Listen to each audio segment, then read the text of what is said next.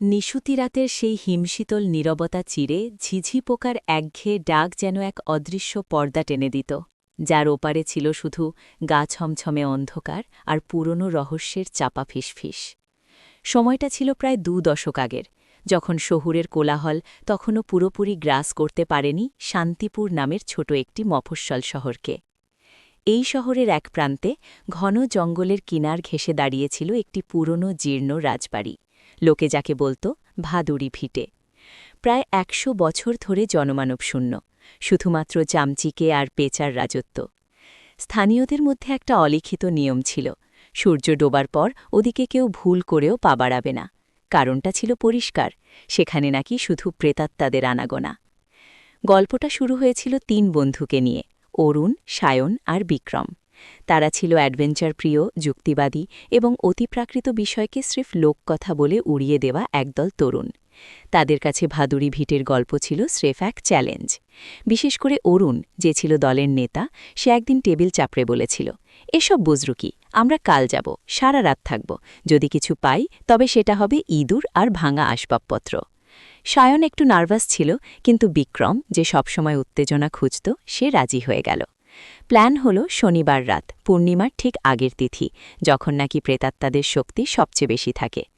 তারা তাদের সাথে নিল একটি টর্চ, একটি ডিএসএলআর ক্যামেরা, কিছু শুকনো খাবার আর সাহস, যা খুব তাড়াতাড়ি ফুরিয়ে যেতে পারে। শনিবার রাত তখন 11টা। 3 জন বন্ধু সাইকেলে চেপে ভাদুড়ি ভিটের কাছে পৌঁছাল। বাইরে থেকে বাড়িটা দেখতে ছিল ঠিক যেন একটি কঙ্কাল। পাথরের দেওয়ালে শ্যাওলার পুরো আস্তরণ, ভাঙা জানালার ফাঁক দিয়ে অন্ধকার ঘরের ভিতরের কিছু অংশ দেখা যাচ্ছিল, আর চারপাশের গাছপালা এমনভাবে শাখা প্রশাখা ছড়িয়েছিল যে চাঁদনি রাত হওয়া সত্ত্বেও ভিটের প্রাঙ্গণে নামছিল জমাট কালো ছায়া। দরজায় কোনো তালা ছিল না, শুধু 2টি মরিচা পড়া ভারী কপাট সামান্য ফাঁক হয়েছিল। একটি কর্কশ শব্দ করে তারা দরজা ঠেলে ভেতরে ঢুকল। সাথে সাথেই বাইরে থেকে আসা বাতাসের গতি যেন হঠাৎ থেমে গেল। ভেতরের বাতাস ছিল ভারী, স্থবির, আর তাতে মেশানো ছিল পুরনো ধুলো আর স্যাঁতসেঁতে মাটির এক অদ্ভুত গন্ধ।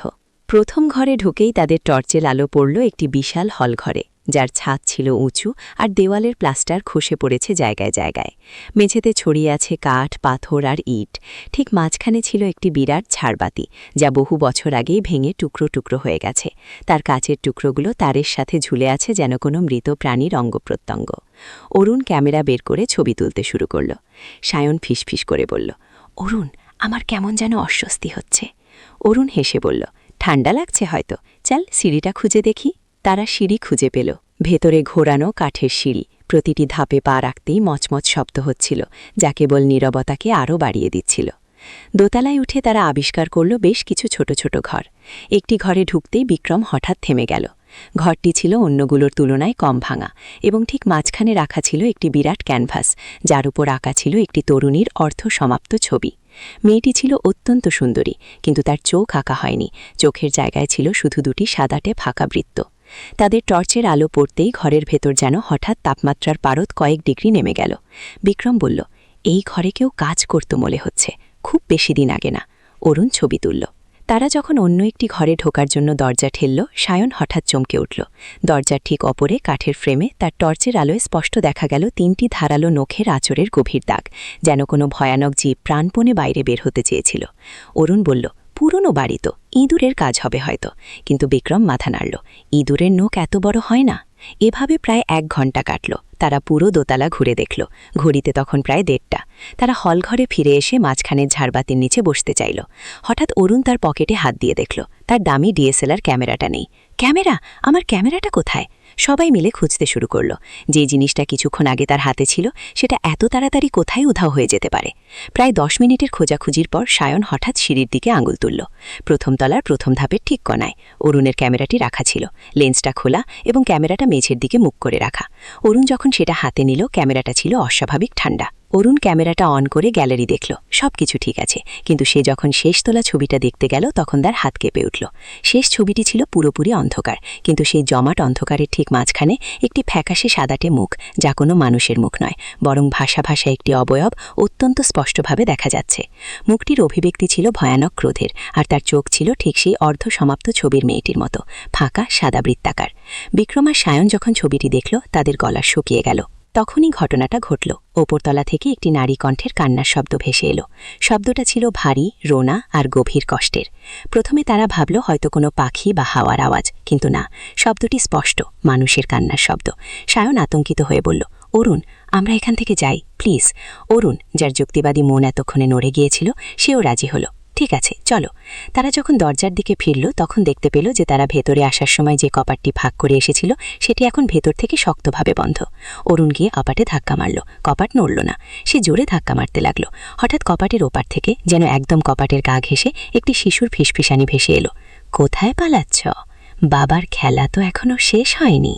এই ফিসফিসানি শুনে তারা তিনজনই জমে গেল। তাদের মাথার উপর দিয়ে তখন যেন বয়ে গেল হিমশীতল স্রোত।